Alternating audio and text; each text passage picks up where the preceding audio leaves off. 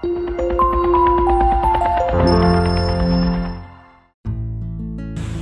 anak-anak, Assalamualaikum warahmatullahi wabarakatuh. Anak-anak, coba lihat itu binatang apa? Yang ini? Yang ini?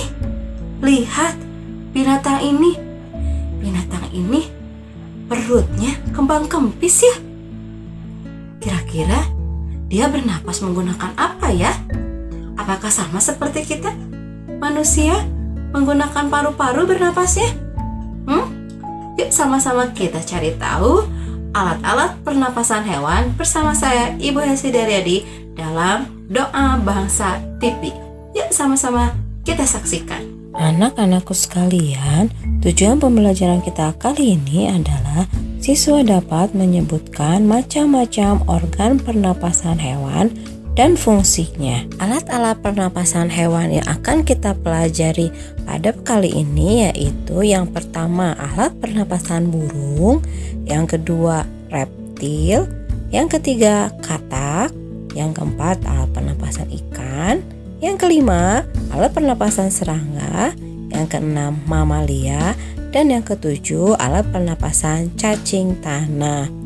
Yuk kita sama-sama simak apa saja alat pernapasan hewan-hewan ini. Anak-anakku sekalian, mari kita bahas satu persatu alat-alat pernapasan pada hewan. Yang pertama adalah burung. Alat pernapasan burung jika kita singkat menjadi HTP di udara. Apa saja alat pernapasannya? Hidung, tenggorokan, paru-paru, dan pundi-pundi udara. Mari kita lihat gambarnya. Ini gambar seekor burung. Nah, itu adalah lubang hidungnya. Yang kemudian itu adalah trakeanya. Ya, kemudian ada siring, kantong udara atau pundi-pundi udara anterior, kantong udara atau pundi-pundi udara posterior, dan paru-paru. Anak-anakku sekalian, pada tenggorokan bagian bawah terdapat kotak suara atau siring. Siring ini berfungsi untuk menghasilkan suara. Ya, anak-anak, burung adalah hewan yang dapat terbang. Pada saat terbang, sayap digerakkan oleh otot-otot dada. Penggunaan otot dada pada saat terbang ini mengganggu pengambilan udara. Oleh karena itu, burung selain mempunyai paru-paru juga terdapat pundi-pundi udara. Nih, ada pundi-pundi udara anterior dan pundi-pundi udara posterior. Tujuan dari pundi-pundi udara ini adalah berfungsi untuk membantu pernapasan pada burung pada waktu terbang. Kemudian, yang kedua kita bahas alat pernapasan reptil. Apakah alat pernapasan reptil? Nah, alat pernapasan reptil kita singkat HTP. Apa saja? Hidung, tenggorokan, dan paru-paru. Mari kita lihat gambarnya. Nih, yang manakah hidungnya? Itu lubang hidungnya. Kemudian itu ada glotisnya, ada trakea, kemudian ada paru-paru. Paru-paru ini dilindungi oleh tulang rusuk. Ya, macam-macam reptil itu banyak ya anak-anak.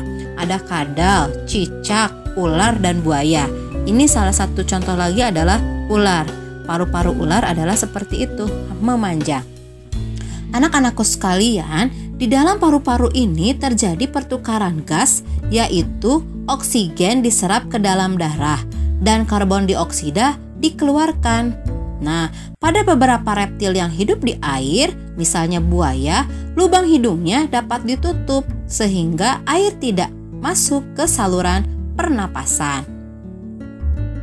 Anak-anakku sekalian, alat pernapasan hewan selanjutnya yang akan kita bahas adalah katak. Nah, kita singkat alat pernapasan katak itu adalah Eluseda paroku. Artinya, ketika berumur 6 hari, katak itu bernapas menggunakan insang luar. Sementara ketika berumur 9 hari, dia bernapas menggunakan insang dalam. Dan setelah dewasa, dia bernapas menggunakan paru-paru, rongga mulut, dan kulit. Nah, bila kita lihat gambarnya adalah seperti ini. Ini adalah kecebong atau berudu atau katak muda. dia bernapas menggunakan insang luar. Kemudian setelah dewasa, dia bernapas menggunakan paru-paru, itu paru-parunya. Anak-anak, tahukah kalian selaput rongga mulut pada katak itu banyak mengandung pembuluh darah, sehingga oksigen dapat diserap dan karbon dioksida dapat dilepaskan. Kemudian pada keadaan istirahat, dasar rongga mulut selalu bergerak turun naik. Ini merupakan usaha memompakan udara ke dalam paru-paru. Anak-anakku sekalian, kulit katak itu mengandung pembuluh darah dan kelenjar yang menghasilkan lendir. Nah, kelenjar lendir inilah yang menjaga kulit katak selalu basah sehingga oksigen dapat diserap oleh pembuluh darah.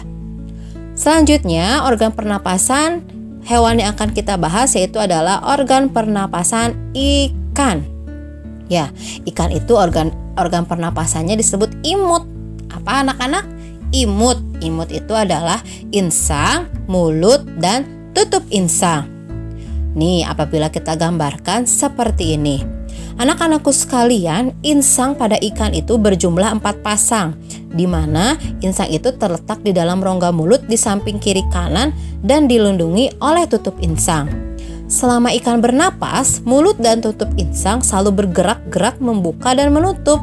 Pada saat mulut terbuka, tutup insang tertutup dan air masuk ke dalam rongga mulut. Dan karbon dioksida dilepaskan ke dalam air.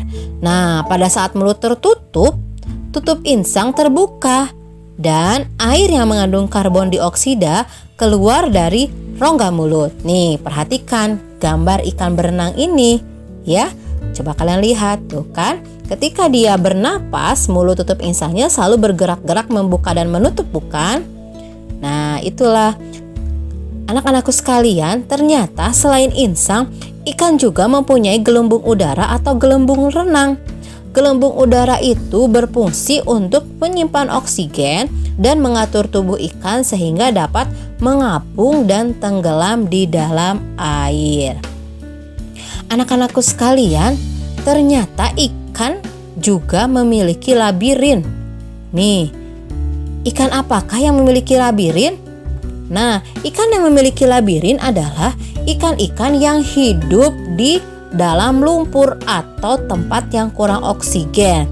Nah, pada rongga insang inilah terdapat lipatan-lipatan yang tidak teratur. Nah, lipatan-lipatan itu yang disebut sebagai labirin. Labirin berfungsi untuk menyimpan cadangan oksigen. Ikan-ikan yang dapat hidup di lumpur atau tempat kurang air diantaranya adalah lele, gurame, gabus, betok, ikan sapu-sapu, dan sidat. Nih, seperti ini ikan-ikannya ya. Anak-anakku sekalian, selanjutnya alat pernapasan yang akan kita bahas adalah alat pernapasan serangga. Alat pernapasan pada serangga adalah dengan menggunakan sistem trakea. Nah, sistem trakea ini nih kita gambarkan adalah seperti ini. Tuh, itu adalah trakea dan yang di bawahnya adalah stigma atau spirakel. Nah, sistem trakea itu terdiri atas pembuluh yang bercabang-cabang ke seluruh tubuh. Nah, di sepanjang sisi tubuh serangga terdapat lubang tempat keluar masuknya udara yang disebut stigma atau spirakel. Pada setiap ruas tubuh serangga itu terdapat sepasang stigma. Nih ya, yang ini stigma itu.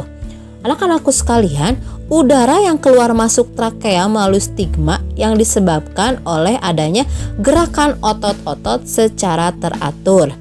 Ketika menarik napas, serangga mengembangkan tubuhnya sehingga volume trakea membesar dan udara terisap ke dalam trakea. Sementara ketika menghembuskan napas, serangga menyusutkan tubuhnya sehingga volume trakea mengecil dan udara terdorong keluar.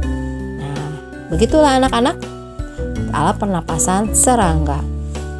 Selanjutnya, alat pernapasan yang akan kita bahas adalah alat pernapasan mamalia. Anak-anak, mamalia itu bernapas menggunakan paru-paru. Kita lihat, ini adalah gambar kuda. ya. Jadi kuda itu bernapasnya pertama melalui hidung, trakea, bronkus, dan paru-paru. Nah, paru-paru yang terdapat pada kuda ini hampir sama dengan manusia, yaitu dia memiliki alveolus dan memiliki pembuluh vena dan pembuluh arteri. Anak-anakku sekalian, mamalia itu tidak hanya hidup di darat. Ada juga mamalia yang hidup di air yang sama-sama bernapas menggunakan paru-paru. Apa sajakah mamalia itu? Yang pertama ada lumba-lumba, yang kedua ada ikan paus, ya. Yang ketiga ada dugong, dan yang keempat ada anjing laut. Ya, anak-anakku sekalian, ternyata walaupun mereka hidup di dalam air, mereka itu bukan sejenis ikan, tapi mereka itu adalah jenis mamalia dan bernapas menggunakan paru-paru. Selanjutnya anak-anak, alat pernapasan yang kita bahas adalah alat pernapasan cacing tanah. Cacing tanah itu bernapas menggunakan kulit, atau kita singkat cangkul. Cacing adalah pernapasannya kulit. Nah, alat pernapasan cacing tanah adalah kulit pada permukaan tubuhnya. Nih, bila kita gambarkan seperti ini. Nah, kulit cacing tanah itu mengandung kelenjar-kelenjar yang menghasilkan lendir. Nah, lendir inilah yang berfungsi membasahi kulit.